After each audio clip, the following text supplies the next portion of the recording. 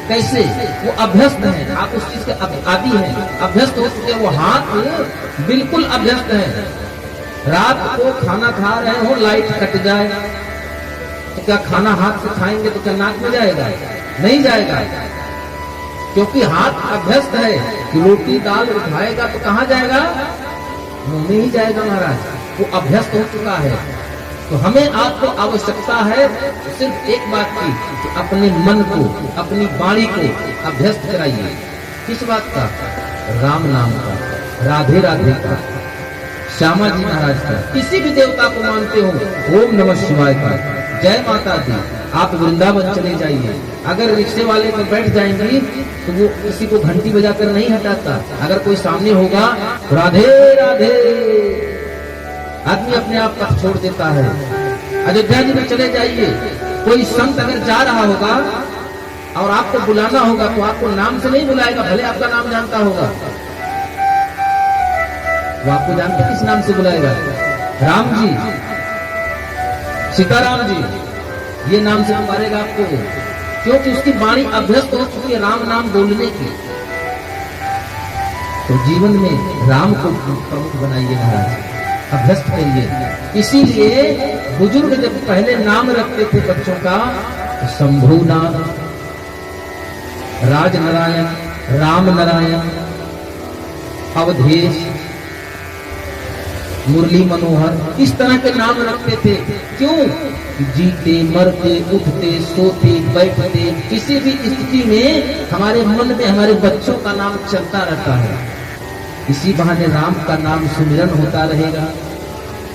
लेकिन आज हम क्या करते हैं? गूगल बाबा को खोलते हैं, चिंटू मिंटू घुरहू कतवारू जो मिल गया घर दिए नाम। ये नहीं पता है कि जो नाम रखे हैं उस नाम का प्रभाव क्या है। जस्य नामनः तस्य गुणः, जीवन में नाम का बड़ा प्रभाव पड़ता है महाराज। जथा नामनः तथा गुणो, असर आता है। इसीलिए पुरोहित को बुलाया जाता था पहले, नामकरण संस्कार किया जाता था। और अब तो अगर पंडित जी गलती से आ भी जाए पूछ नहीं सकते। अगर पंडित जी बता दिए भैया की कुंडली में स से नाम बन रहा है या र से नाम बन रहा है, तो पंडित जी का नाम रखते? कहीं राम मनोहर नाम रख दो, कहीं नहीं, अच्छा नहीं लग रहा है। तब तक पता लगा बहुत मैके से फोन आया, कहीं रॉकी नाम रख दो, रॉकी, रोहन नाम रख दो। अब तो वो समय आ गया है, प्रैक्टिकल की बात आपको बता रहा हूं। पहले आप बुजुर्ग बैठे हैं, आप लोगों के जमाने में माई शब्द कहा जाता था, अम्मा शब्द कहा जाता था। आप बोल कर देखिए उस शब्द का उच्चारण कहां से होता? यहां से होता महाराज, नाभि से होता है। थोड़ा आगे बढ़े, हम लोग थोड़ा और पढ़े लिखे, थोड़ा एडवांस हो गए, तो अम्मा से मम्मी हो गया, तो यहां तक हृदय तक रह गया।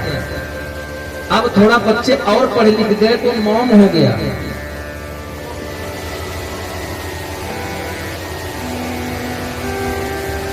मॉम हो गया, मम्मी हो गया महाराज। मम्मी का मतलब जीती जागती स्त्री को, जीती जागती माँ को हमने मुर्दा बना के रख दिया है। जीती जागती सशरीर माँ को हमने मुर्दा बना के रख दिया महाराज। मम्मी कहते हैं जो आज भी चाइना या अन्य देशों में मृत शरीर की को मसाला लगाकर कपड़े में लपेट कर रख दिया जाता है, सालों साल वैसे पड़ी रहती है मम्मी। हमने आज जीती जागती माँ को मम्मी बना के रख दिया। बाबूजी थे, फिर पिताजी हुए, फिर पापा हुए, फिर डैड हो गए, खत्म। हाँ खत्म। अब मम्मी को भी बुला रहे हैं तो होठों से शुरू होकर होठों तक खत्म। अब पिताजी तो खत्म हो ही गए, तो यह संस्कार कहां से आएगा? दोष बच्चों का नहीं है, दोष हमारा आपका है। कहते हैं संस्कार माँ की आंचल से मिलता है महाराज। आज माताओं के पास आंचल ही नहीं है, तो संस्कार कहां से आएगा? आज माताओं के पास संस्कार रही नहीं है, खुद नहीं है, उनके तो उनके सर पे आंचल ही नहीं है महाराज। आज जीन्स सूट इसको पहनने में लोग खुद को एडवांस समझते हैं। हम आप अपनी संस्कृति को छोड़ रहे हैं, जिनकी नकल करके आपको देखना हो वृंदावन चले जाइए, बनारस चले जाइए, हरिद्वार चले जाइए, बंबई इस्कॉन टेम्पल जो है, राधा कृष्ण मंदिर, वहां चले जाइए, हमसे ज्यादा आपको 70% विदेशी मिलेंगे, उनकी महिलाएं साड़ी में आपको मिलेंगी महाराज। ये हमारा दुर्भाग्य है कि हम खुद अपनी संस्कृति से परे जा रहे हैं। कारण है क्योंकि जहां अगर कहीं सत्संग की बात आएगी तो आपको बुलाने पर भी आप नहीं आओगे, लेकिन अगर कहीं ऑर्केस्ट्रा हो रहा होगा तो वहां रोकने पर भी भीड़ पहुंच जाती है, नहीं भैया भीड़ ज्यादा हो रही है। भक्ति के काम से आप जितना दूर होंगे, पहले ही बताया गया है कि बसंत के आने से प्रकृति का सौंदर्य निखरता है। बसंत के आने से प्रकृति का सौंदर्य बढ़ जाता है। आपने देखा होगा जब बसंत पंचमी के बाद हर तरफ हरियाली, हर तरफ फूल, वातावरण एक अच्छा सा मनमोहक छवि हो जाती है। ठीक इसी प्रकार जब हमारे आपके जीवन में, हमारे आपके बीच में अगर संत कोई आता है तो संत के आने से संस्कृति का सौंदर्य निखर जाता है।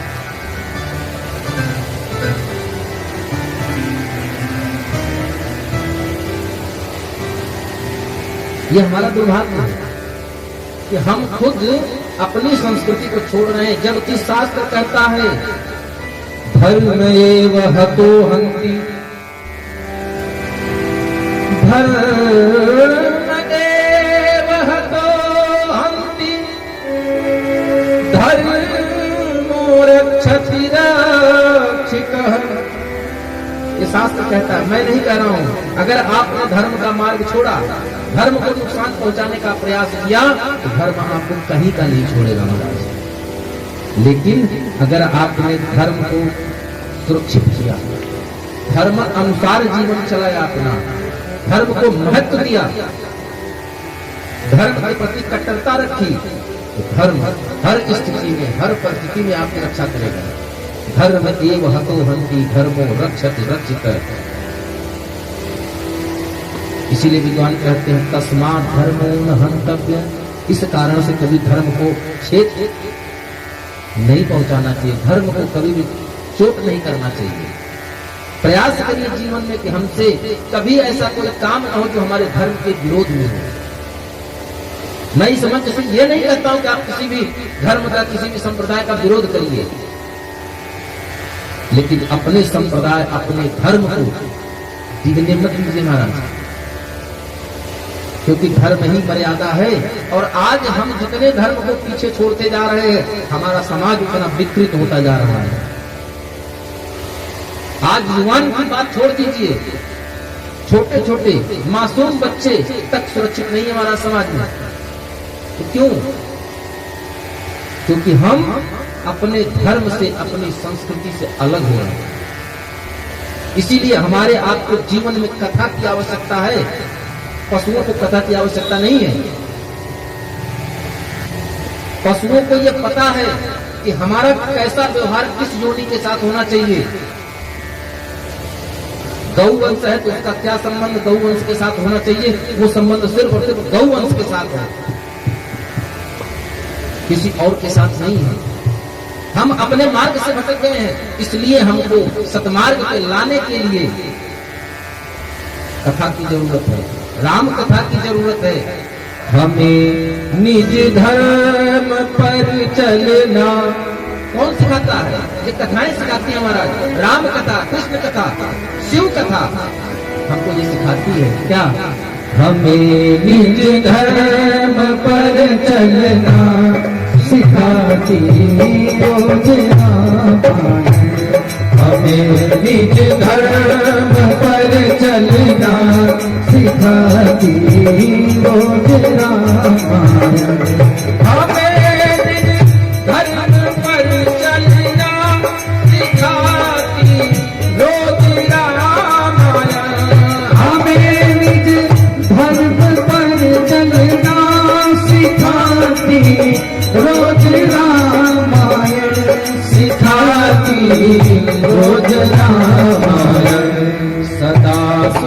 आचरण करना, सदा शुभ आचरण करना, सिखाते रोज रामायण। सदा शुभ आचरण करना, सिखाती रोज रामायण।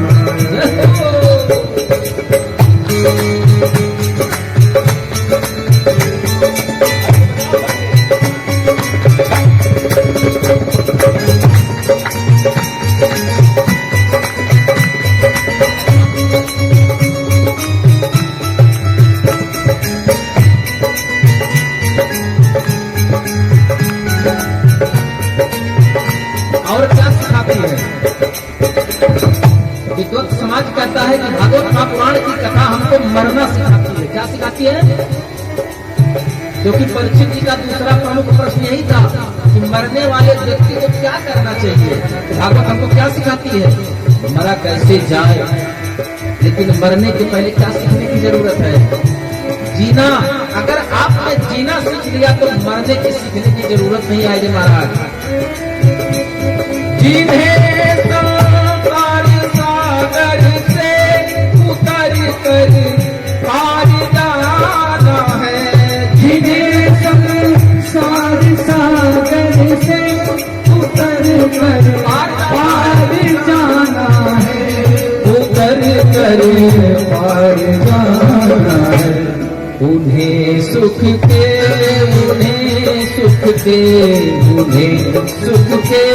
किनारे पर लगा के रोज रामायण। उन्हें सुख के किनारे पर लगा दी रोज रामायण। हरि बोल।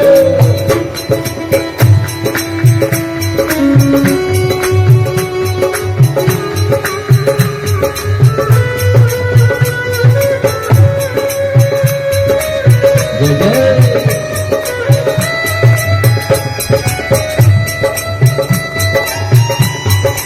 बोले सियावर रामचंद्र की। और हमने पहले दिन कहा था ये जो शास्त्र है ये कोई किताब नहीं है, कोई गीता प्रेस से प्रिंटिंग प्रेस होकर के किताब नहीं है महाराज। ये हमारे सरकार का वांग्मयी अवतार है। क्या है? वांग्मयी अवतार है।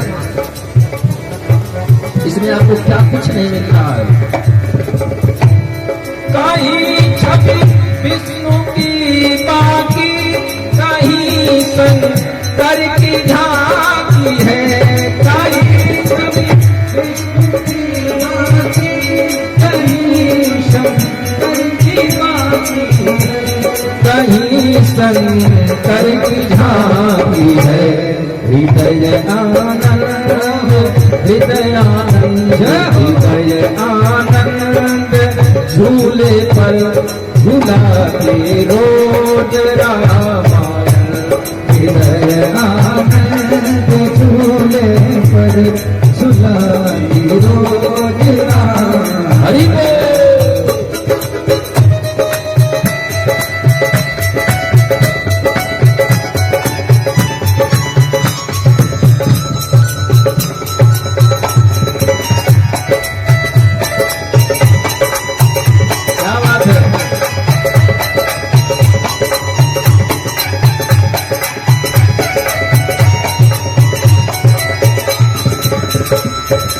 गोस्वामी जी कहते हैं राम कथा सुरसर की धारा।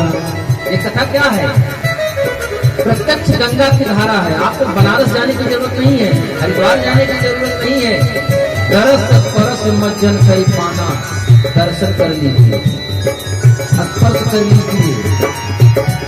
पाना, इसका पान कैसे करेंगे? हाँ हाँ, कानों के माध्यम से पान करिए महाराज। स्पर्श हाथों से करिए, नेत्रों से करिए। गंगा कब दर्शनार्थ मुक्ति, गंगा मैया के दर्शन मात्र से मुक्ति मिल जाती है महाराज। ये तो सचमुच की राम कथा ज्ञान यज्ञ गंगा है। भगवान के साक्षात भगवान के साथ चल रही गंगा है। कभी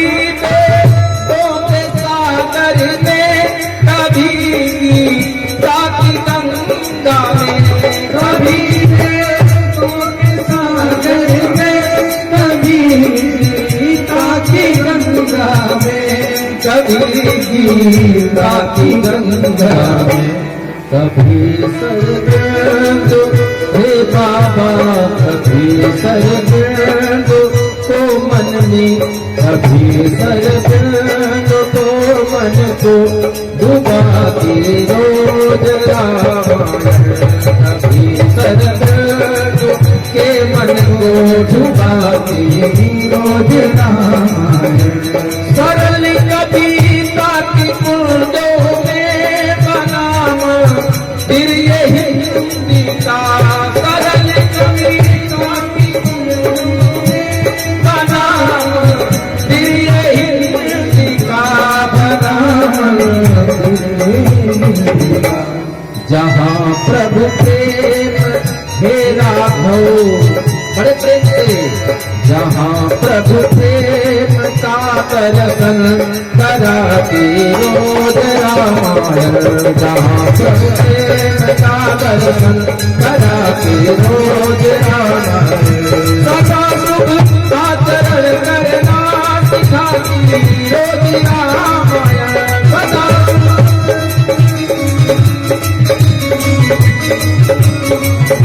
सिखाती रोज रामायण।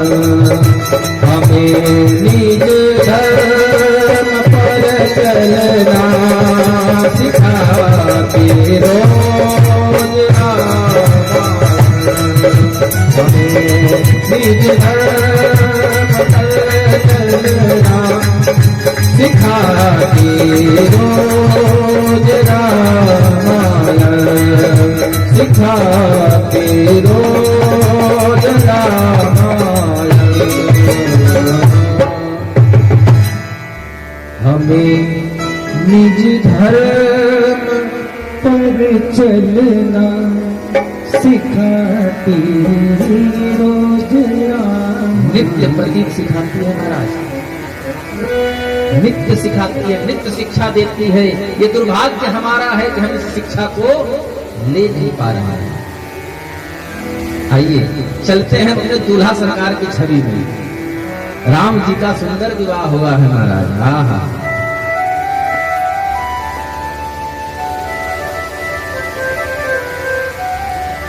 और बारात विदा होती है। मैया सुनैना ने बहुत सुंदर सा संदेश देकर विदा किया है, जो बेटियों को हमें आपको देना चाहिए। हमें वो संस्कार देना चाहिए जो मैया मैना ने दिया, मैया सुनैना ने दिया। मोबाइल वाली शिक्षा नहीं दी, आप उनको शिक्षा दीजिए। क्या घर में रहिए, लेकिन कैसे? शादी के बाद ऐसी कौन सी वस्तु है जो स्त्रियों के पास अपने आप से आ जाती है? जानते हैं आप लोग? शादी के बाद ऐसी कौन सी वस्तु है जो स्त्रियों के पास, माताओं के पास अपने आप से आ जाता है महाराज? नहीं पता है, पता नहीं, हमें पता है कि आपको नहीं पता है। वो है हया, लाज। ये अपने आप से आ जाती है महाराज। जेवर पिता देते हैं, ससुर देते हैं, सब कुछ कोई न कोई देता है। सिंदूर पति देता है, लेकिन हया उस सिंदूर के साथ अपने आप आ जाती है। और हम क्या करते हैं? सजन हम बेच खा बैठे, जो होगा देखा जाएगा। हम बेशरम हो गए महाराज। शब्दों के मतलब को गलत ना समझिएगा। हम बेशरम हो गए, बिल्कुल बेशरम हो गए हैं। हम भूल गए हैं कि हमको पिता के साथ कैसे रहना चाहिए। हम भूल गए हैं कि हमको पति के साथ कैसे रहना चाहिए। हम भूल गए कि हमको पत्नी के साथ कैसे रहना चाहिए। हम ये भूल चुके हैं कि हमको परिवार में कैसे रहना चाहिए।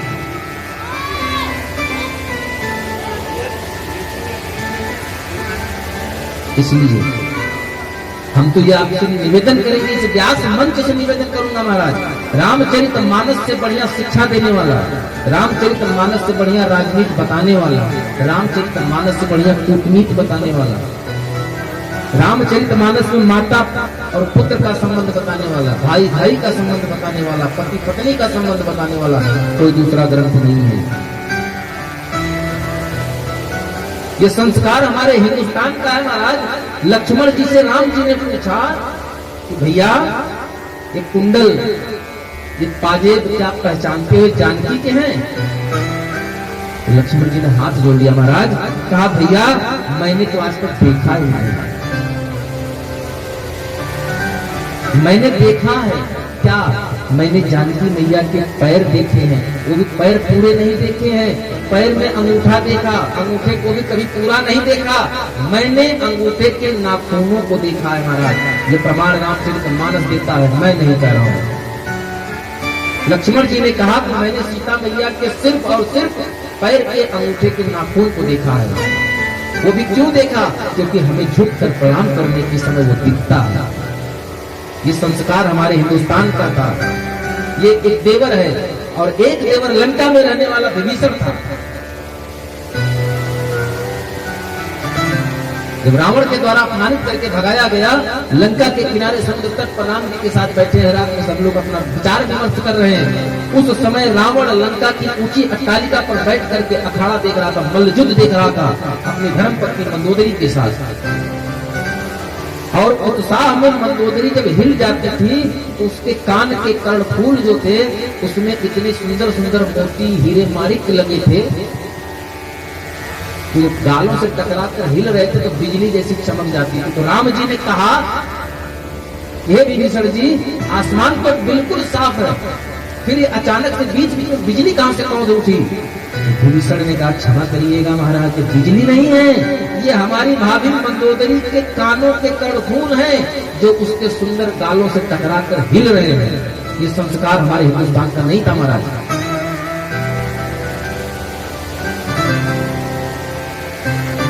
ये संस्कार विदेशियों का था और आज विदेशी हमारे संस्कार को अपनाकर सुखी हो रहे हैं और हम उनके संस्कार को अपनाकर दुखी हो रहे हैं।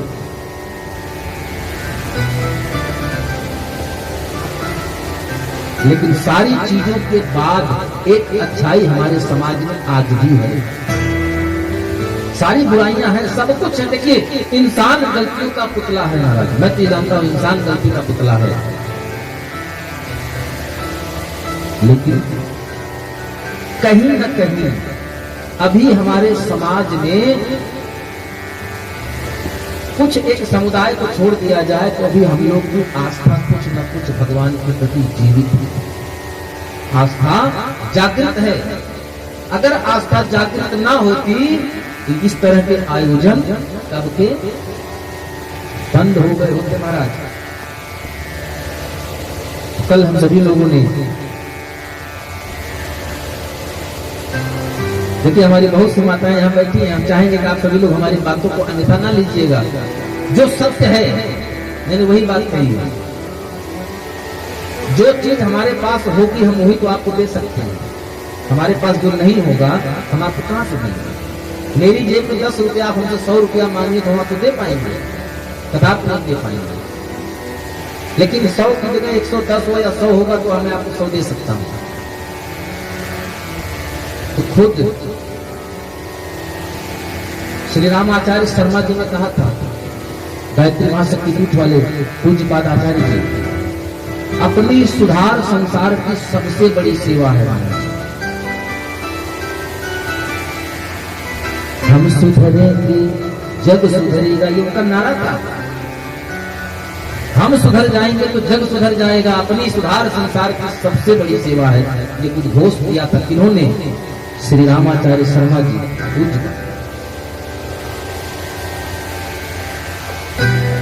हमको यही चाहिए, हम संस्कारवान बने महाराज। बच्चे को संपत्ति दीजिए या मत दीजिए, लेकिन बच्चों को संस्कार जरूर दीजिए। राम जी की कथा से संदेश मिलता है कि प्रातः काल उठ के रघुनाथा, मात पिता गुरु नावहि माता। अब आजकल के बच्चे घर से निकले, गाड़ी पर बैठे, बाय गए तो बाय और लौट कर आए तो हाय। अरे भैया सुबह शाम हाय बाय काहे लगा रहे हो? अपनी जिंदगी में गरह काहे बन रहे हो? घर से निकलो तो राम राम करके निकलिए। ये सीखना हो तो गुजरात चले जाइए। आप दूर की बात नहीं करता हूँ, गुजरात चले जाइए। किसी काठियावाड़ी गुजराती के घर में अगर आप चले जाएंगे तो जब उसका बच्चा घर से निकलेगा, जय श्री कृष्णा बोल कर निकलेगा और यह कहकर जाता है आता हूं अभी। और हम क्या कहते हैं? बाय। ये संस्कार न कीजिए। घर में राम नाम का चर्चा करिए, कम से कम कुछ ना करिए। गुड मॉर्निंग गुड नाइट के अपेक्षा बजाय उसके स्थान पर आप सोने उठने के समय बच्चों में आदत डालिए, माता जी राम राम, मम्मी राम राम। ये संस्कार कीजिए। स्वतः आपका घर सुधर जाएगा महाराज, और घर सुधरा तो नगर सुधर जाएगा, गली सुधर जाएगी, जिला सुधर जाएगा, प्रदेश सुधर जाएगा, सब सुधर जाएंगे। और तब हमारी हिंदुस्तान की, हमारे सनातन धर्म की संस्कृति की नींव थी गाय, गंगा और गौरी। यही तीन बुनियाद थी। तीन खंभों पर हमारे हिंदुत्व की नींव टिकी हुई है महाराज।